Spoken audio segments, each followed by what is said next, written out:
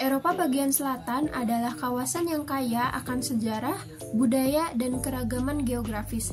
Terletak di bagian selatan benua Eropa, wilayah ini terdiri dari negara-negara yang memiliki warisan sejarah yang kaya.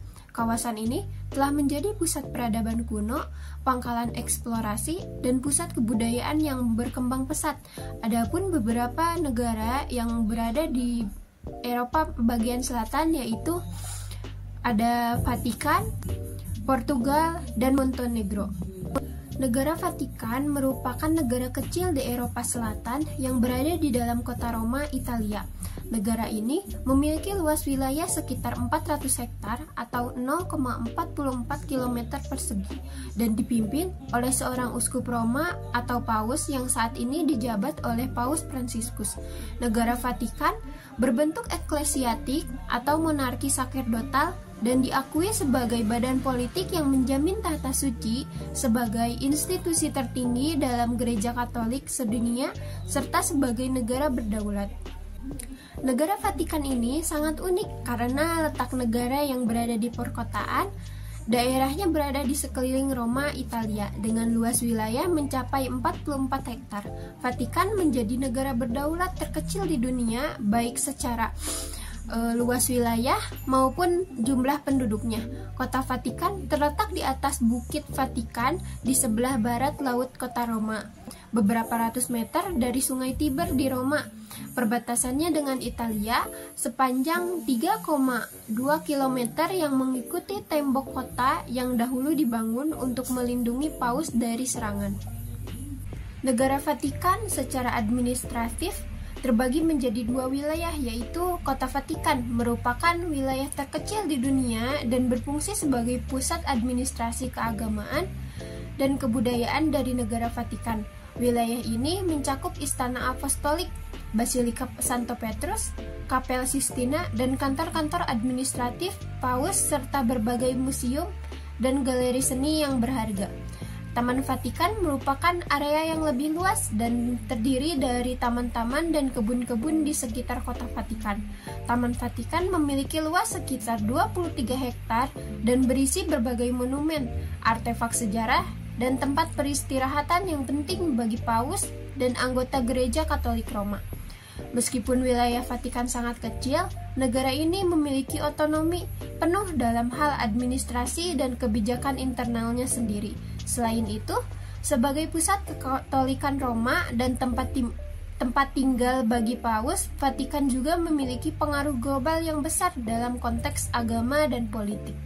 Iklim kota Vatikan adalah iklim Mediterania dan memiliki musim hujan ringan dan musim panas yang kering. Musim dingin biasanya berlangsung dari bulan September sampai pertengahan Mei, dan musim panas dari bulan Mei hingga Agustus. Jumlah tahunan curah hujan di Vatikan adalah 814 mm. Suhu tahunan rata-rata adalah 20 derajat Celcius di Vatikan. Bulan terpanas tahun adalah Juli dengan suhu rata-rata 30 derajat Celcius. Biasanya Januari adalah bulan terdingin di Vatikan dengan suhu rata-rata 12 derajat Celcius. Negara Vatikan merupakan negara terkecil di dunia yang mana tidak memiliki sumber daya alam seperti sungai, danau, dan gunung. Negara ini tidak memiliki sumber daya alam yang signifikan. Sumber daya alam Vatikan biasanya disediakan oleh negara-negara terdekat seperti Italia, Swiss, dan Albania. Bahkan negara ini diketahui tidak memiliki ancaman bahaya alam kecuali gempa bumi dari negara sebelah yaitu Roma. Budaya negara Kota Vatikan merupakan entitas unik yang melibatkan aspek kenegaraan dan keagamaan Katolik secara harmonis dan bersama-sama. Negara ini mempunyai struktur politik teokratis dengan paus sebagai kepala negara dan Kuria Roma sebagai badan pemerintah bagi gereja Katolik. Meskipun Vatikan adalah negara yang sangat homogen dari segi agama dan budaya, sebagai pusat kegiatan gereja Katolik, Vatikan sering menjadi tempat pertemuan dan dialog lintas budaya bagi para peziarah dan pengunjung dari berbagai negara di seluruh dunia. Wilayah Vatikan mengandung bangunan seperti Basilika Santo Petrus dan Kapel Sistina, serta Museum Vatikan yang merupakan tempat-tempat penting dalam kebudayaan Katolik. Flora fauna di negara Vatikan memiliki lingkungan yang sangat terbatas untuk mendukung kehidupan flora dan fauna yang beragam. Karena ukuran yang sangat kecil dan keberadaannya di tengah kota Roma, Vatikan memiliki sedikit ruang untuk ekosistem alami. Meskipun demikian, Vatikan memiliki beberapa taman yang luas dan indah yang menyediakan tempat bagi beberapa jenis tanaman dan satwa liar. Beberapa jenis tanaman yang dapat ditemukan di taman-taman Vatikan seperti pohon pinus, cemara, dan pohon sipres. Vatikan juga memiliki beberapa spesies burung dan serangga yang bisa ditemukan di taman-taman dan lingkungan perkotaannya. Beberapa jenis burung yang dapat ditemukan di Vatikan termasuk burung pipit, burung gereja, dan burung merpati. Ada indikator negara. Yang pertama, indikator kuantitatif. Menurut pendapatan per kapita, pendapatan rata-rata per orang yaitu 20.900 US dollar atau sekitar 300 juta dengan populasi penduduk yang di bawah 1.000 orang. Vatikan City menjadi salah satu negara terkecil di dunia dengan pendapatan rata-rata terbesar di dunia. Pertumbuhan penduduk dengan populasi saat ini adalah 524 berdasarkan proyeksi data terbaru PBB dengan tingkat pertumbuhan saat ini sebesar minus 0,08%. Selanjutnya, angka kematian. Karena ukurannya yang sangat kecil, Vatikan tidak mempublikasikan data resmi mengenai angka kematian. Angka kelahiran negara Vatikan adalah salah satu negara dengan ukuran dan populasi yang sangat kecil. Sebagian besar populasi Vatikan terdiri dari pendeta, biarawati, dan petugas kepausan yang tidak memiliki keluarga, sehingga angka kelahiran alamiah di negara ini cenderung rendah, bahkan memiliki angka kelahiran 0 yang berarti tidak ada kelahiran yang tercatat di negara ini. Populasi kota Vatikan saat ini adalah 524 berdasarkan proyeksi data terbaru PBB. Negara Vatikan tidak memiliki data resmi yang tersedia untuk usia harapan hidup penduduknya karena ukuran yang sangat kecil dan statusnya yang unik sebagai negara kepausan. Selain itu, mayoritas penduduk Vatikan adalah rohaniwan, biarawati, dan staf administratif Gereja Katolik yang mungkin memiliki karakteristik demografis dan gaya hidup yang berbeda dari populasi namun di negara-negara lain. Negara Vatikan tidak memiliki indeks kemanusiaan karena ia bukan negara yang memenuhi syarat standarisasi untuk penilaian HDI, yaitu memiliki populasi minimal 500.000 jiwa. Negara Vatikan merupakan negara khusus yang melimpah dengan budaya dan istriwaji, namun tidak memiliki struktur administrasi yang sesuai dengan definisi negara yang biasa. Sehubungan dengan itu, data HDI untuk negara Vatikan tidak dapat diterima secara langsung dari sumber yang diberikan. Selain itu, Vatikan umumnya tidak dianggap sebagai negara dengan perekonomian atau sistem kesehatan yang independen karena sebagian besar pendapatan dan layanan kesehatannya bergantung pada sumbangan, donasi, sumber daya yang berasal dari Gereja Katolik dan aktivitas keagamaan lainnya. Yang kedua, ada indikator kualitatif. Etos kerja dan pola pikir yang ada di Vatikan sangat dipengaruhi oleh ajaran-ajaran agama yang menekankan pada pengabdian, kesetiaan, nilai moral, dan pengembangan intelektual. Para penduduk Vatikan diharapkan untuk mendukung ajaran nilai-nilai yang diajarkan oleh Gereja Katolik serta untuk menghormati hierarki gerejawi dan pimpinan kepausan. Tingkat pendidikan di negara Vatikan sebagai pusat administratif dan spiritual Gereja Katolik Roma tidak memiliki sistem pendidikan formal yang independen seperti negara-negara lain. Pendidikan di Vatikan terutama terfokus pada pendidikan agama dan teologi untuk melatih rohaniwan, biarawati, dan anggota Gereja Katolik lainnya. Negara Vatikan memiliki perekonomian yang unik karena statusnya sebagai negara kepausan yang sangat kecil dan terbatas dalam hal wilayah dan populasi. Tingkat perekonomian Vatikan cenderung sangat bergantung pada sumbangan, donasi, dan pendapatan yang dihasilkan dari aktivitas keagamaan dan pariwisata. Negara Vatikan tidak memiliki sistem kesehatan independen, namun karena mayoritas penduduk Vatikan adalah rohiyawan, biarawati, dan staf administrasi gereja Katolik yang memiliki akses terhadap layanan kesehatan yang disediakan oleh institusi gereja, termasuk poliklinik Vatikan dan rumah sakit Bambino Gesù. Kesadaran hukum di negara Vatikan terkait dengan hukum gereja Katolik yang menjadi asas utama sistem hukum di negara tersebut. Hukum gereja Katolik yang disebut hukum kanonik, hukum gereja Katolik mempunyai status yang sama dengan hukum negara. Yang keduanya bekerja sama menciptakan sistem hukum yang harmonis. Kesadaran hukum di Vatikan sangat penting karena setiap individu termasuk warga negara Vatikan dan staf gereja Katolik Roma yang bekerja di Vatikan harus memahami dan mematuhi hukum kanon yang berlaku di Vatikan. Portugis adalah sebuah negara yang terletak di semenanjung Iberia dan dua kepulauan di Samudra Atlantik, yakni Kepulauan Madeira dan Azores.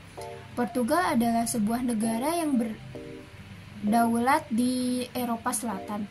Portugal secara astronomis terletak di antara 36 derajat sampai 40 derajat lintang utara dan 6 derajat sampai 9 derajat bujur barat. Berbatasan dengan Spanyol di sebelah timur dan utara, sedangkan di sebelah barat dan selatan adalah Samudra Atlantik. Portugal memiliki luas wilayah sebesar 92.090 km persegi. Bentuk negara ini secara kasar adalah persegi panjang dengan sisi pendek di sebelah utara dan selatan dan sisi panjang di sebelah timur dan barat.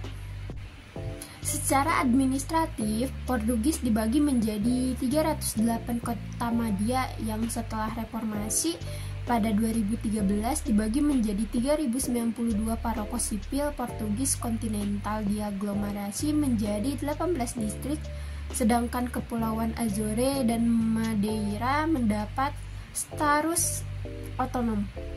Iklim Portugal menjadi tempat yang dipengaruhi oleh Samudra Atlantik, memiliki iklim sedang, agak lebih sejuk dan lebih banyak hujan di utara, tetapi secara bertahap menjadi lebih hangat dan cerah saat bergerak ke selatan. Suhu rata-rata di Portugal pada musim hangat dengan suhu tertinggi harian rata-rata di atas 26 derajat Celcius dan suhu terendah 19 derajat Celcius dan tertinggi 28 derajat Celcius. Musim dingin berlangsung selama 3,6 bulan dengan suhu tertinggi harian rata-rata di bawah 17 derajat Celcius dengan suhu terendah 8 derajat Celcius di musim dingin. Mayoritas curah hujan di Portugal terjadi selama bulan-bulan musim dingin dari Desember hingga Februari. Sumber daya alam negara Portugal ada gas alam. Dari 2002 hingga 2007, Portugal berfokus pada gas alam untuk menggantikan batu bara. Namun, dalam 5 tahun ke depan, pemerintah beralih ke energi terbarukan dengan cara-cara untuk meningkatkan efisiensi energi. Selanjutnya, pertambangan. Portugal memiliki keberagaman sumber daya mineral menjadi produsen tembaga, timah, litium, tungsten yang besar dan produsen marmer, batu bara, dan granit global. Portugal memiliki lebih dari 850 tambang, kueri, dan entitas hidroterapi pada 2019. Ada energi terbarukan. Portugal terus menjadi pasar yang menarik untuk pengembangan energi terbarukan, namun pengambilan keputusan cenderung bersifat birokratis dan hubungan kolaboratif dengan perusahaan lokal dianggap sebagai strategi paling tepat untuk memasuki pasar Portugal. Sumber energi terbarukan di Portugal termasuk produksi pembangkit listrik tenaga air, angin, biomasa, surya, kelautan, panas bumi. Portugal telah banyak berinvestasi di angin dan matahari khususnya. Pertanian, Portugal adalah salah satu eksportir pasta tomat terbesar di dunia dan merupakan eksportir anggur termuka. Tanaman baru termasuk bunga matahari, dan Portugal juga menghasilkan buah-buahan dalam jumlah banyak. Domba, babi, dan sapi merupakan salah satu hewan ternak unggulan di negara ini. Perikanan dan kehutanan, perairan lepas pantai Portugal merupakan sumber sarden, salah satunya ekspor utama. Hutan Portugal memproduksi sekitar setengah pasokan gabus dunia. Hasil hutan lainnya meliputi resin dan terpentin yang juga merupakan eksportir terpenting. Sosial budaya negara Portugal. Portugal adalah negara yang mayoritas penduduknya beragama Katolik Roma dengan etika kekeluargaan yang erat. Bahasa resmi Portugal adalah bahasa Portugal. Bahasa ini juga merupakan salah satu bahasa yang paling banyak digunakan di dunia, dengan penutur utama terutama berada di Portugal, Brazil, dan beberapa negara bekas penjajahan Portugal. Mayoritas penduduk Portugal menganut agama Katolik Roma. Gereja Katolik memiliki pengaruh yang kuat dalam kehidupan sosial dan budaya negara ini, meskipun tingkat keberagaman masyarakat telah menurun seiring waktu. Portugal dikenal karena festival dan tradisinya yang kaya. Contohnya termasuk Karnaval, Festival Fado, dan Pestas dos Santos Populares yang merayakan santo-santo pelindung kota-kota utama. Fado dan musik serta tarian rakyat adalah bentuk ekspresi musik Portugal yang paling penting. Faktanya, Fado masuk ke dalam daftar warisan budaya tak benda UNESCO. Flora Portugal memiliki banyak bunga liar, dengan banyaknya jenis yang ditemukan di Inggris dan Eropa Utara, bercampur dengan spesies Mediterania dan Afrika Utara seperti bunga mawar batu, semak heather, gorse, lavender, dan masih banyak lagi spesies lainnya.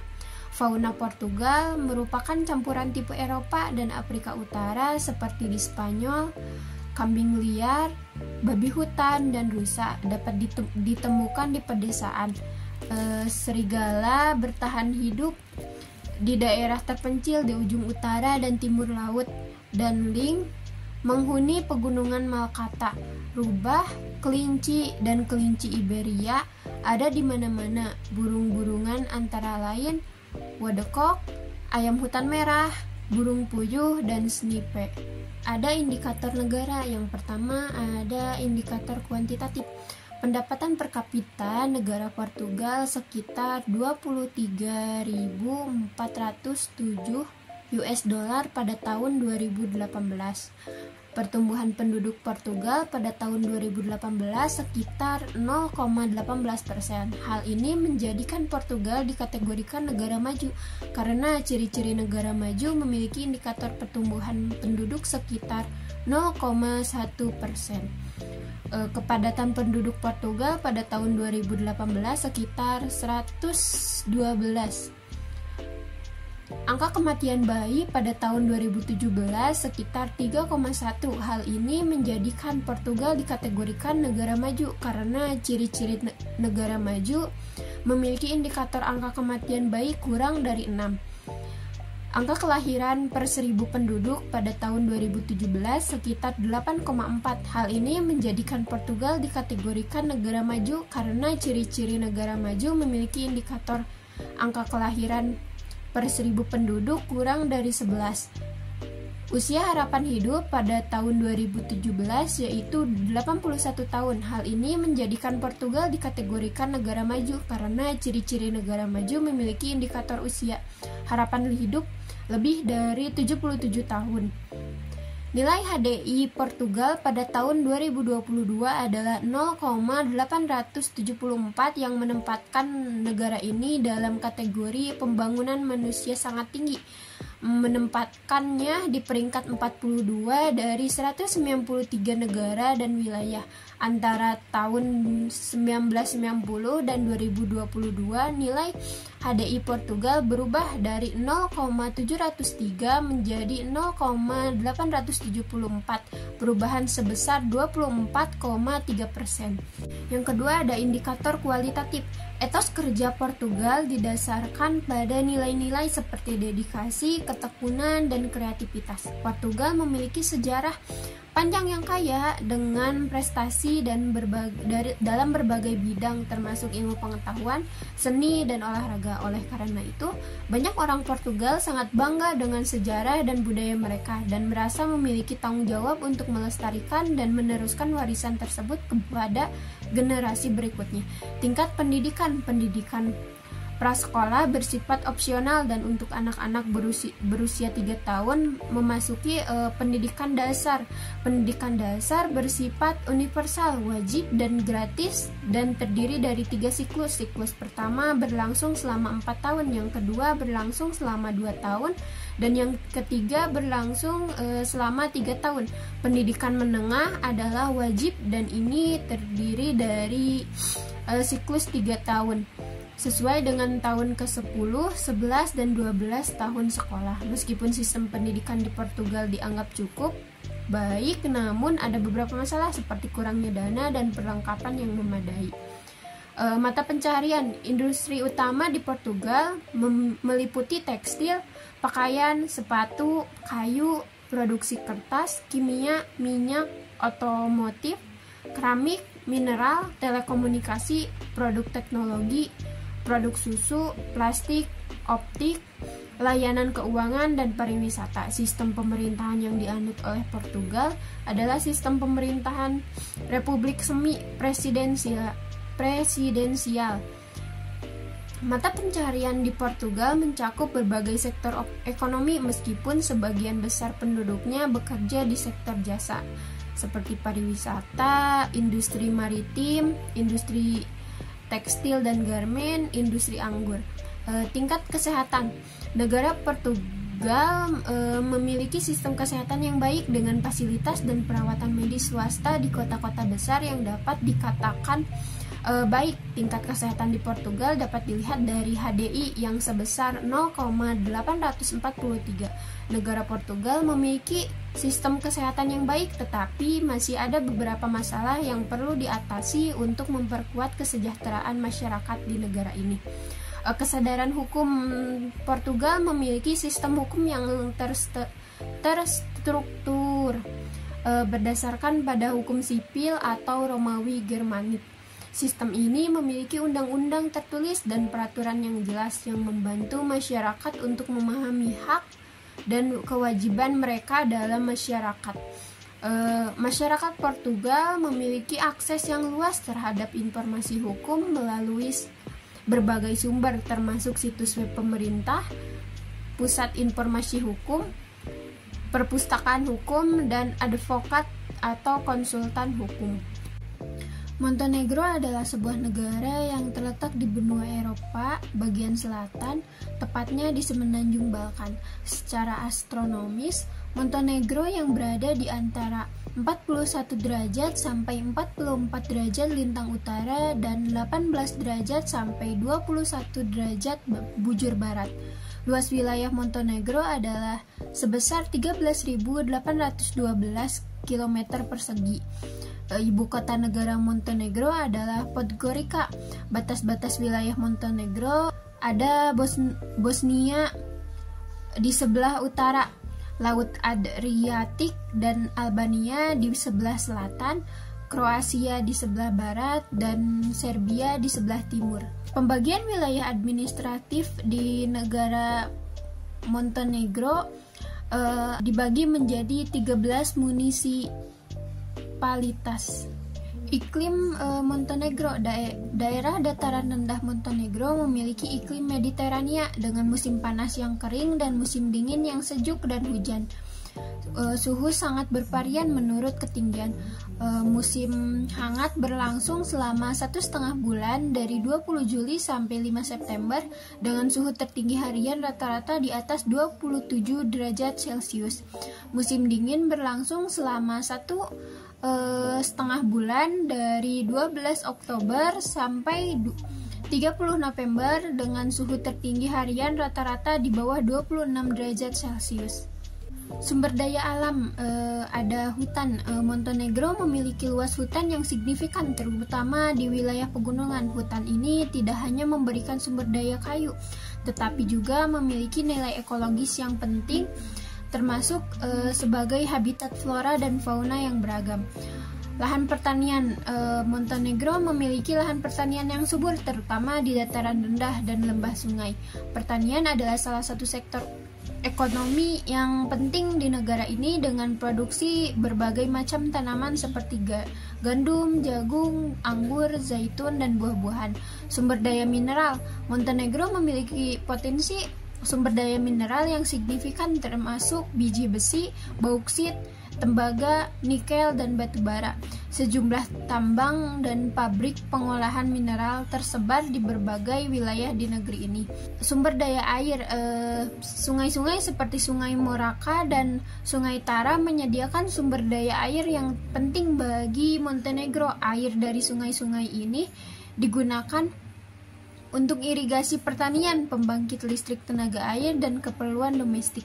Pariwisata, Montenegro memiliki potensi pariwisata yang besar berkat keindahan alamnya, termasuk pesisir Adriatik yang indah, pegunungan yang spektakuler, dan danau-danau yang menakjubkan. Pariwisata adalah salah satu sektor ekonomi yang berkembang pesat di negara ini, memberikan sumber daya alam yang penting bagi pertumbuhan ekonomi. Lembaga agama di negara Montenegro menjamin hak beragam setiap individu. Mayoritas agama di negara ini adalah Kristen. Gereja Ortodok Serbia dan Ortodok Kristen Serbia adalah gereja yang paling populer di negara ini. Agama terbesar kedua adalah Islam yang berjumlah 19% dari total populasi negara. Bahasa resmi negara Montenegro adalah bahasa Montenegrin. Bahasa Serbia, Bosnia, Albania, dan Kroasia biasa dipakai dalam kehidupan sehari-hari. Budaya tradisional Montenegro berkisar pada klan, kelompok keluarga yang memiliki hubungan patrilineal yang pada suatu waktu mempertahankan identitas suku di wilayah tradisional mereka sendiri. Montenegro telah mengembangkan berbagai institusi kebudayaan, termasuk teater, galeri seni, museum, dan perpustakaan, serta akademi seni dan sains yang independen. Kelompok etnis utama di negara ini adalah etnis Montenegro dan Serbia. Etnis lain, flora fauna yang ada di negara Montenegro. Floranya ada pinus, pohon oak, pohon beech, dan bunga rhododendron. Faunanya ada beruang coklat, serigala, rubah, rusa, dan kura-kura air tawar. Ada indikator negara. Yang pertama, indikator kuantitatif. Pendapatan per kapita Montenegro sekitar 8.844 US dollar pada tahun 2018.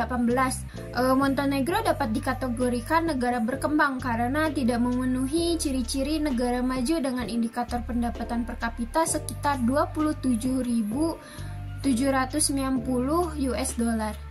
Kepadatan penduduk Montenegro pada tahun 2018 46,27 jiwa per kilometer. Pertumbuhan penduduk Montenegro pada tahun 2018 sekitar minus 0%, dan pada tahun 2023 yaitu minus 0,43%.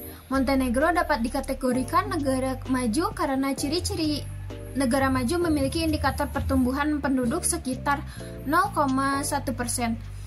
Angka kematian per 1000 penduduk pada tahun 2017 yaitu 10,59 jiwa, dan pada tahun 2023 yaitu 10,3 kematian per 1000 penduduk. Angka kematian bayi Montenegro pada tahun 2018 sekitar 2,3 kematian, dan pada tahun 2023 yaitu 3,2 kematian. Montenegro dapat dikategorikan negara maju karena ciri-ciri negara maju memiliki indikator angka kematian bayi kurang dari 6. Angka kelahiran Montenegro pada tahun 2017 sekitar 11,5 kelahiran, dan pada 2023 ada 11 kelahiran. Montenegro dapat dikategorikan negara maju karena ciri-ciri negara maju memiliki indikator angka kematian bayi kurang dari 11. Usia harapan hidup Montenegro pada tahun 2017 yaitu 76,67 tahun, dan pada tahun 2023 yaitu 78 tahun. Montenegro dapat dikategorikan negara maju karena ciri-ciri negara maju memiliki indikator usia harapan hidup lebih dari 77 tahun. Jumlah penduduk Montenegro pada tahun 2023 yaitu 602.445 jiwa. Nilai HDI Montenegro pada tahun 2022 adalah 0,844 yang menempatkan negara tersebut dalam kategori pembangunan manusia yang sangat tinggi, menempatkannya pada peringkat 50 dari 193 negara dan wilayah. Antara tahun 2003 sampai dan 2022 nilai HDI Montenegro berubah dari 0,749 menjadi 0,844, perubahan sebesar 12,7%. Dua, ada indikator kualitatif. Etos kerja orang-orang Montenegro umumnya dianggap memiliki komitmen yang kuat terhadap pekerjaan mereka dan tanggung jawab yang melekat pada tugas-tugas mereka. Mereka menghargai kedisiplinan dan ketepatan waktu dalam menjalankan tugas-tugas mereka. Tingkat pendidikan di Montenegro. 8 tahun pendidikan dasar adalah wajib di Montenegro, dimulai pada usia 7 tahun. Pendidikan menengah 4 tahun dibagi menjadi dua jenis sekolah, yaitu sekolah menengah umum yang mempersiapkan siswa untuk memasuki universitas dan sekolah kejuruan yang menawarkan pelatihan yang biasanya mengarah pada penerimaan ke perguruan tinggi teknik 2 tahun. Tingkat kesehatan. Sistem layanan kesehatan di Montenegro dibagi menjadi 3 tingkatan, yaitu premier, sekunder, dan tersier. Tingkat premier terdiri dari 18 puskesmas, sedangkan tingkat menengah mencakup 8 rumah sakit yang menyediakan layanan kesehatan komprehensif. Sistem kesehatan di Montenegro sebagian besar didasarkan pada fasilitas kesehatan publik, namun masyarakat akan lebih memilih sektor swasta jika diberi pilihan. Mata pencaharian di Montenegro mencakup berbagai sektor ekonomi yang menjadi tulang punggung bagi perekonomian negara tersebut.